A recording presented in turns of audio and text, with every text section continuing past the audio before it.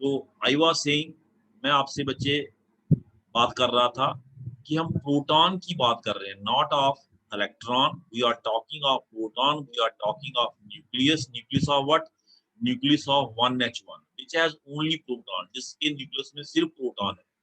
और प्रोटॉन की दो अलाउड स्पिन स्टेट्स हैं, एक represented by +1/2, one represented by -1/2। So some protons has this spin state, some has this spin state.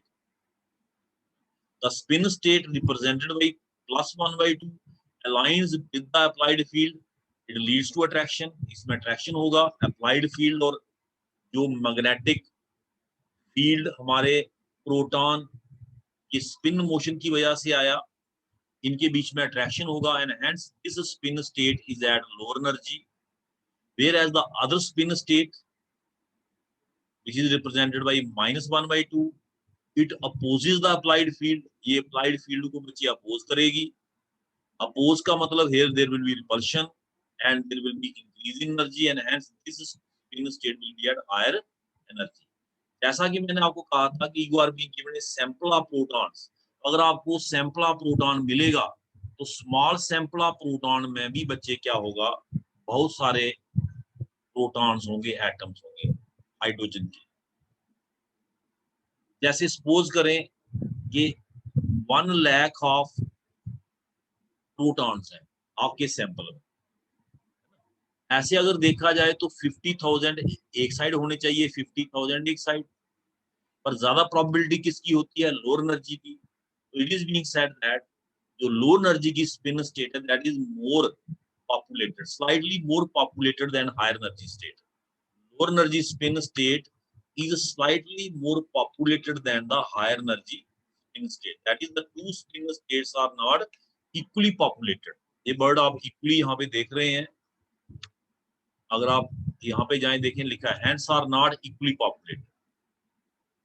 ये देखिए बच्चे, hence are not equally populated, not इसके साथ लगा है, गलत नहीं इसको रीड करना आपने। they are not equally populated। जो दो स्पिन स्टेट्स हैं बच्चे वो इक्वली पॉपुलेटेड नहीं है, they are not equally populated. ठीक है, अब किसकी एनर्जी कम होगी मैंने पहले बता दिया आपको, उस स्पिन स्टेट की एनर्जी कम होगी which is aligning with the magnetic field, that will be of slightly lower energy and hence more favored, slightly more favored।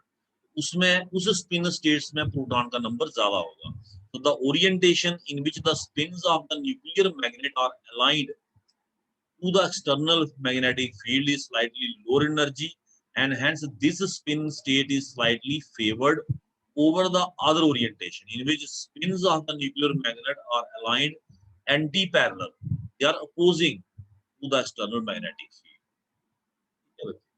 Now, it means there is energy difference between the two spin states. The magnitude of energy difference between the two spin states depend upon applied field। ये diagrammatic representation बड़े अच्छे तरीके से बच्चे इस बात को explain करती है। If you have any doubt you can interrupt मी, कोई क्वेश्चन हो तो बच्चे आप पूछ लेना मेरे से बीच में इंटरप्शन करके। ये बच्चे देखें, ये आपका अप्लाइड फील्ड है, strength of the applied field. अगर आप गौर से देखें इसको, इस डायरेक्शन में ये इंक्रीज हो रहा है, इसका मतलब साफ है ये है energy gap between the two spin state. ये देखें बच्चे, अगर आपको दिख रहा है this is the energy gap between the two spin states. यहाँ पे energy gap between the two spin states is 0 इस पॉइंट पे, यानी कि हमने मैग्नेटिक फील्ड नहीं लगाया है। As the strength of magnetic field increase the energy gap between the two spin states increase. यहाँ पे इतना है, ये एक स्पिन स्टेट, ये दूसरे वाली है ना, ये लोअर एनर्जी अलाइन, ये हायर एनर्जी अपोज। यहाँ पे हमने लगाया बच्चे 14100 Gauss applied field। Energy gap is this, energy gap is represented by delta E, इसको हम रिप्रेजेंट करते हैं डेल्टा ई से। और जैसे जैसे एनर्जी गैप बढ़ता गया, जैसे जैसे अप्लाइड फील्ड स्ट्रेंथ बढ़ता गया, अप्लाइड फील्ड स्ट्रेंथ जैसे जैसे बच्चे बढ़ता गया, आप देखिए एनर्जी गैप भी बढ़ता गया। when the applied field strength reaches 23,500 gauss, energy gap increases to this extent, दिखाया यहाँ पे, and it is represented by del E, del E1, del E2। del E1 is the energy gap when the applied field strength is 14100 and del E2 is the energy gap when the applied field strength is 203,500 Gauss. Del E2 is greater than del E1. इसका मतलब साफ है बच्चे, more the applied field strength, more the energy gap. Understood है बच्चे, applied field strength की ताकत जितनी ज्यादा बढ़ेगी, अट्रैक्शन उतनी ज्यादा बढ़ेगी, रिपल्शन उतनी ज्यादा। जो अट्रैक्शन कर रहे हैं वो अट्रैक्शन ज्यादा बढ़ेगी, जो रिपल्शन कर रहे हैं वहां रिपल्शन ज्यादा बढ़ेगी। Repulsion increase energy, attraction decrease energy. Repulsion से एनर्जी बच्चे क्या होती है, बेटर नो, रिपल्शन से एनर्जी बढ़ती है और अट्रैक्शन से एनर्जी घटती है। अट्रैक्शन डिक्रीजेज एनर्जी, ठीक है बच्चे, अट्रैक्शन से एनर्जी क्या होती है, डिक्रीज होती है। तो this should be clear to you. तो ये था बच्चे कंसेप्ट ऑफ, किसका कंसेप्ट था ये, concept of spin states and energy gap between the two spin states when we apply external magnetic.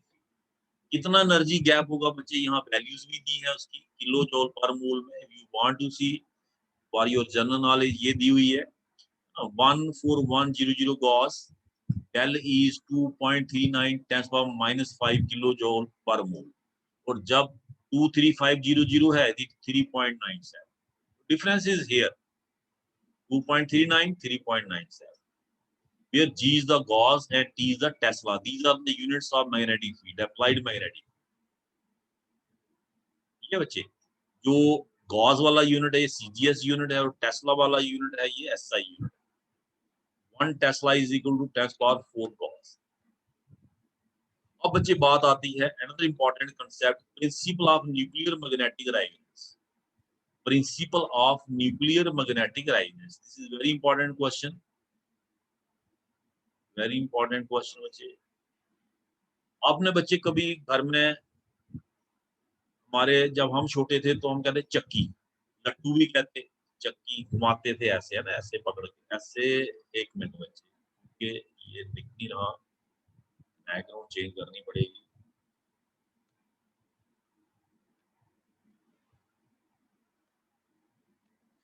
ठीक है बच्चे, तो आपने देखा होगा बच्चे ऐसे ऐसे, कोई बच्चा जवाब दे सकता है, ऐसे घुमाते हैं हम, तो मीरी भी कहते थे डोगरी में, लट्टू भी कहते, याद है बच्चे? Yes sir. हाँ जी। जब आप उसको घुमाते हो बच्चे, आपने उसको घुमा के छोड़ दिया फर्श पे, एंड रिजल्ट क्या होता है उसका, जब उसकी स्पीड कम होती है तो आपने देखा कभी वो क्या करती है, वो ऐसे ऐसे घूमती है, फिर ऐसे ऐसे, देखा कभी आपने? Yes sir. यस सर, है ना, और एंड में फिर जाके छिटक जाती है, कहीं परे पड़ जाती है ना, देखा आपने ऐसे? Yes sir. है ना, ये जो बच्चे, ये जो ऑर्बिट बन रहा है ना, ये ये इसका एक्सिस ऑफ रोटेशन है, ये इसका एक्सिस ऑफ रोटेशन था, इस पे रोटेट कर रही थी, और कुछ देर के बाद ये इस एक्सिस के अराउंड प्रीसेस करना शुरू कर देती है। प्रीसेस, इसको कहते हैं प्रीसेशनल मोशन, स्पिन करती है ना। It traces a path, circular path, traces a circular path perpendicular to the earth gravitational field. यहाँ पे बच्चे एक सर्कुलर पाथ ये ट्रेस करती है, which is perpendicular to the earth gravitational field। ऐसे मोशन को हम कहते हैं बच्चे प्रिसेशनल मोशन। ये वाला मोशन नहीं, जब ये अपने एक्सिस पे घूम रही है, इस एक्सिस, जब ये इसके अराउंड प्रीसेस करती है एंड में, तो जो ये सर्कुलर पाथ ऐसे बनाती है ना, इस circular path perpendicular to earth gravitational field, इसको कहते हैं बच्चे प्रिसेशनल मोशन। ऐसे मोशन को, इसको हमें समझना क्यों जरूरी है, क्योंकि ऐसा ही कुछ हमें कहाँ दिखता है बच्चे, प्रोटॉन और अप्लाइड फील्ड के बीच में। Such type of relation is seen in the case of proton and applied field.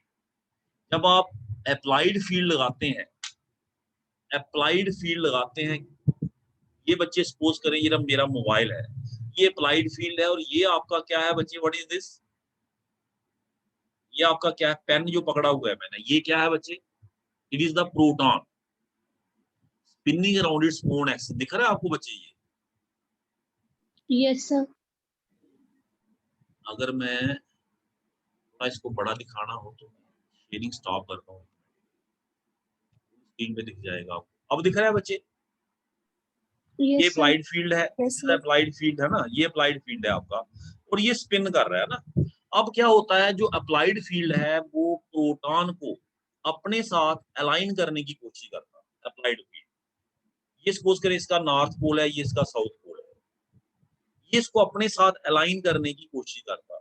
क्योंकि हमारा प्रोटॉन स्पिन कर रहा है तो इसके साथ वो अलाइन नहीं करता, ऐसे बिल्कुल अलाइन नहीं करता। ये क्या करता है, इसके अराउंड प्रीसेस करना शुरू कर देता है। It start precessing around the applied field, ऐसे स्पिन करते करते।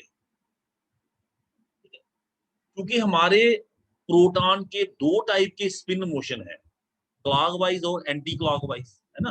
तो कुछ प्रोटॉन बच्चे इसके साथ रिसेशनल मोशन जो वो इख्तियार करते, है ना।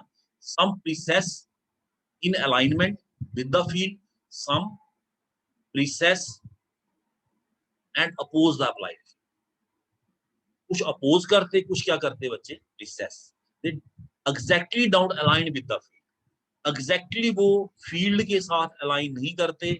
ये बिल्कुल हमारे लट्टू की तरह है, जिसको चक्की कहते हैं, ऐसे घुमाते हम ऐसे करके ऊपर से। एक स्टेज होती, पहले तो वो घूमती ऐसे, जब हम उसको ऐसे घुमाते, ऐसे ऐसे करके घुमा के छोड़ देते, बाद में वो ऐसे ऐसे करती, एक सर्कुलर पाथ ट्रेस करती है perpendicular to the applied field, gravitational field, है ना। ऐसा ही कुछ हमारे प्रोटॉन्स कर रहे हैं, या स्पिनिंग। ये जो अप्लाइड फील्ड है ये इसको अपने साथ अलाइन करने की कोशिश करता, they don't align, they start precessing around it with a certain frequency which is called as precessional frequency or Larmor frequency. Precessional frequency कहते हैं बच्चे, या उसको क्या कहते हैं, Larmor frequency।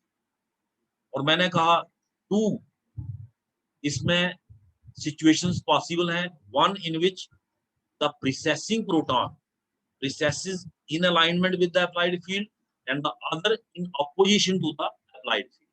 ये देखते हैं बच्चे हम, ये बच्चे आपको अंडरस्टैंड हुआ जो हमने आपको ये कंसेप्ट दिया, देखिए लट्टू वाला, ये is it clear to you? Yes. और ऐसा ही कुछ किसमें होता है बच्चे, ऐसा ही कुछ आपके प्रोटॉन में होता है जब आप अप्लाइड फील्ड लगाते हैं। ये देखिए यहाँ दिखाया हुआ है, पहले मैं इसको भी रीड आउट कर देता हूँ for your better understanding. To understand the principle of NMR units, let us consider the motion of common spinning top. Spinning top बोलते हैं इसको, हिंदी में इसको लट्टू भी कहते हैं हम, है ना। And the spinning top, when the spinning top is disturbed a little, उसको थोड़ा डिस्टर्ब कर दे या आहिस्ता आहिस्ता वो खुद भी ऐसा करना शुरू कर देगा, it's spinning axis will trace a circular circle. It's spinning axis, ये बच्चे देखिए ये लट्टू है, पहले ये यहाँ घूम रहा था, अब ये ऐसे घूम रहा है। Its spinning axis will trace a circle perpendicular to earth gravitational field, such a motion, ये वाला motion is called as precession, और ये इसका ऑर्बिट है प्रीसेशनल ऑर्बिट। कल को आपको प्रीसेशनल फ्रीक्वेंसी क्या होती है, प्रीसेशनल मोशन क्या होता है, इसके ऊपर भी बच्चे शॉर्ट नोट पूछ सकते हैं। इन ए सिमिलर वे, इसी लट्टू की तरह, इसी स्पिनिंग टॉप की तरह, when a nuclear magnet is placed in external magnetic field, जब आप न्यूक्लियर मैग्नेट को एक्सटर्नल मैग्नेटिक फील्ड के इन्फ्लुएंस में रख देंगे, it will experience a force perpendicular to the axis of nuclear magnet. जो अप्लाइड फील्ड है उसके ऊपर फोर्स लगाएगा, जो फोर्स लगेगी that will tend to align it with the field. उसकी कोशिश होगी हमारे प्रोटॉन को, स्पिनिंग प्रोटॉन को अलाइन करना अपने साथ, लेकिन चूंकि हमारा प्रोटॉन स्पिन कर रहा है, since nuclear magnet is spinning, it will not exactly align with the external magnetic field, but it will precess around it. Precess मैंने आपको दिखा दिया क्या है, इसका मतलब क्या है, with a certain angular frequency called as precessional frequency, या इसको बोलते बच्चे Larmor frequency, a frequency at which a proton will precess। अब किस फ्रीक्वेंसी पे प्रोटॉन प्रीसेस करेगा बच्चे, वो डिपेंड करेगा अप्लाइड फील्ड पे, that depend upon applied field. Stronger the field, higher the precessional frequency. तभी तो एनर्जी गैप भी ज्यादा आएगा between the one which is being attracted with the other which is being repelled, तभी energy gap ज्यादा आएगा। तो प्रिसेशनल फ्रीक्वेंसी कितनी होगी वो डिपेंड करेगा बच्चे applied field, higher the applied field higher the precessional frequency. For a proton, if the applied magnetic field is this, precessional frequency is this. अगर applied field 14100 गाज हो बच्चे, तो किस precessional frequency पे प्रोटॉन प्रीसेस करता 60 मिलियन हर्ट्ज, या इसको हम 60 मिलियन साइकिल्स पर सेकंड भी कहते हैं।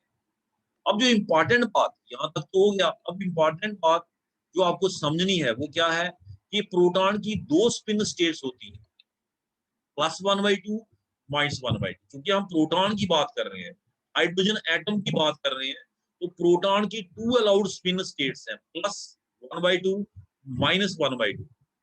It can precess in two principal orientations.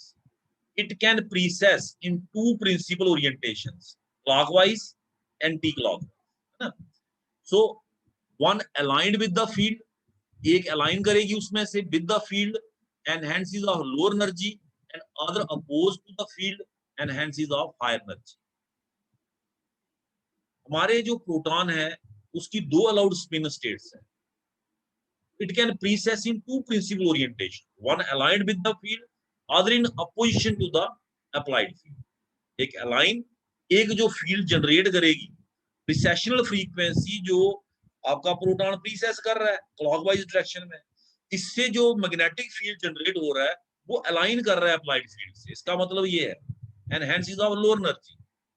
और जो एंटी क्लॉकवाइज प्रिसेशन हो रहा है उससे जो मैग्नेटिक फील्ड जनरेट हो रहा है वो अपोज कर रहा है applied field, that is opposing the applied field. Opposition mean it is repelling, and hence is at higher energy. One at lower energy, other at higher energy. अब सबसे important point, इस चीज को समझ लें पहले, ये दो एनर्जी स्टेट्स हमारी तैयार हो गई, ये बच्चे, there is energy gap between the two. Now it is possible to flip proton from lower energy to the higher energy. अगर आपने इस प्रोटॉन को इस जगह ले जाना है तो उसको फ्लिप करना पड़ेगा, अपनी ओरिएंटेशन चेंज करनी पड़ेगी, क्लॉकवाइज से एंटी क्लॉकवाइज जाना पड़ेगा, and for that it requires energy. इसके लिए इसको एनर्जी चाहिए, वही एनर्जी वो माइक्रोवेव रेडिएशन से अब्सॉर्ब करेगा। देखिए लिखा हुआ है this point. Now it is possible to induce transition, if you see it, अगर आप इसको देखें बच्चे, it is possible to induce transition between these two orientation by irradiating the precessing nuclei with radio waves. इन दो orientation के बीच में, जिनके बीच में एनर्जी गैप है, एनर्जी गैप, इनके बीच में ट्रांजिशन इंड्यूस करना, मतलब लो एनर्जी स्टेट से हायर एनर्जी स्टेट में भेजना, मतलब क्लॉकवाइज से एंटी क्लॉकवाइज ले जाना। It is possible. How it is possible? By irradiating the proton with radio waves of correct frequency. Energy gap fix होगा, आपने देखा वहां पे कि 14100 का अगर आप मैग्नेटिक फील्ड लगाते हैं तो एनर्जी गैप कितना होता है, फिक्स्ड वैल्यू है 2 पॉइंट समथिंग, और अगर आप उससे ज्यादा लगाते हैं तब भी उसने दिखाई कितनी वैल्यू होगी एनर्जी गैप। ये देखिए मैं दिखा देता हूँ आपको। तो ये वो बोल रहा है करेक्ट फ्रीक्वेंसी, मतलब उस एनर्जी गैप के साथ मैच करना चाहिए। ये देखिए 2.39 10⁻⁵ kilo joule per mole when you apply the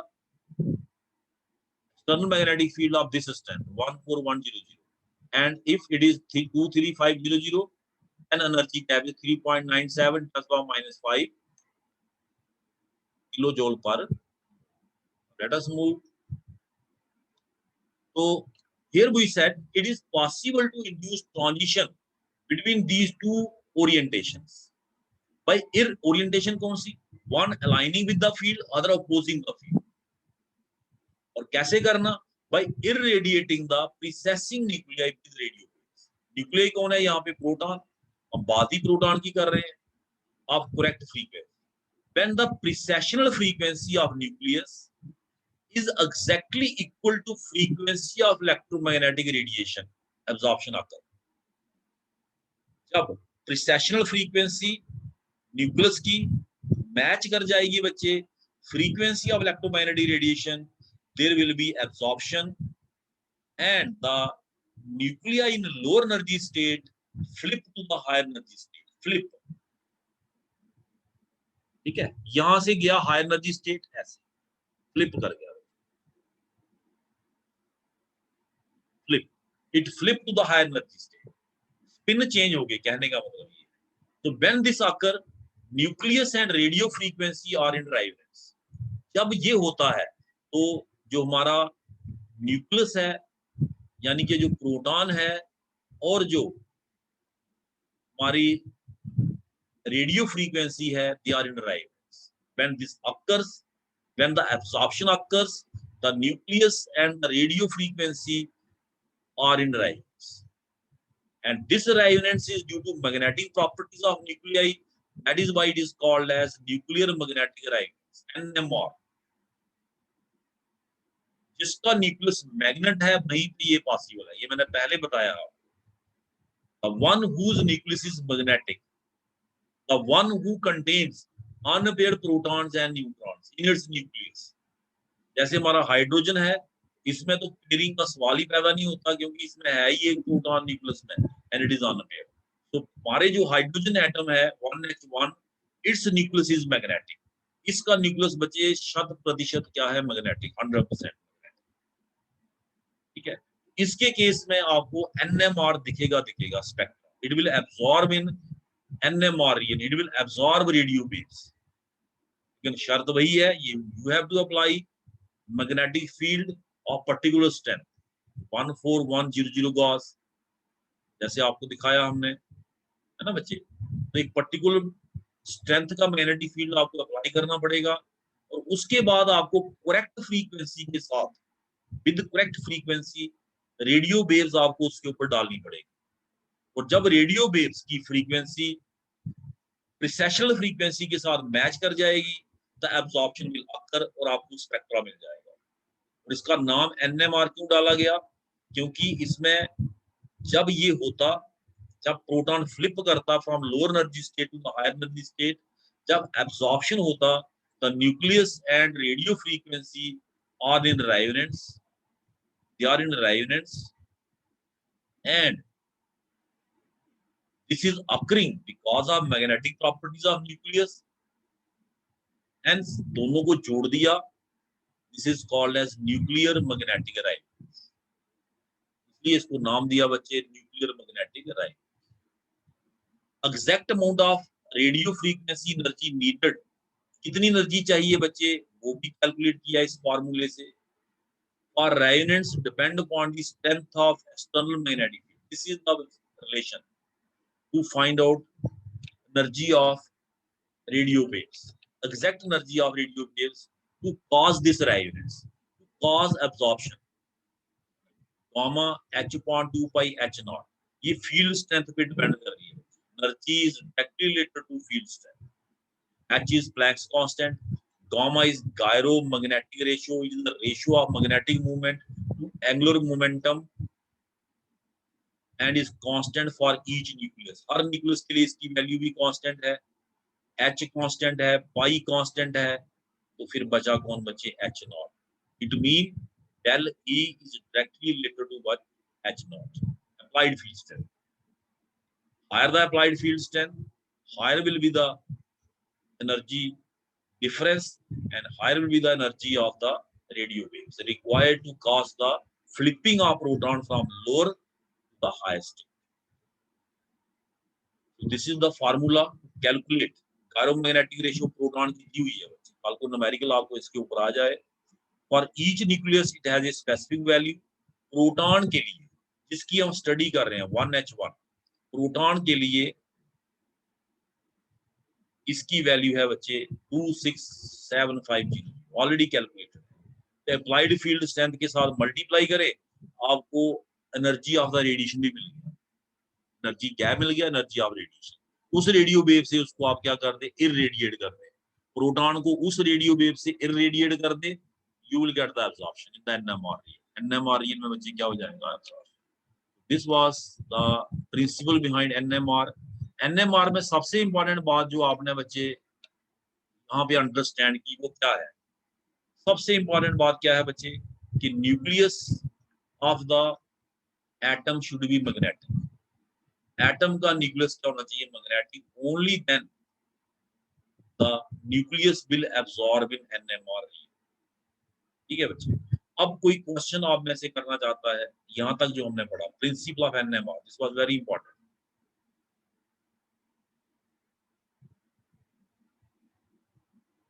जी बच्चे, एनी क्वेश्चन? कोई क्वेश्चन बच्चे पूछना चाहते हैं?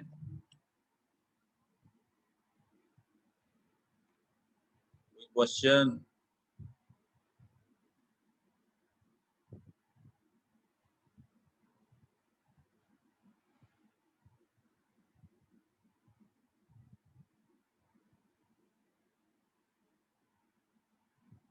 क्वेश्चन नहीं है? फिर नेक्स्ट हमारा बच्चे टॉपिक है number of NMR signals equivalent and non equivalent protons. NMR signal, number of NMR signal, equivalent and non equivalent proton. मैं पहले आपको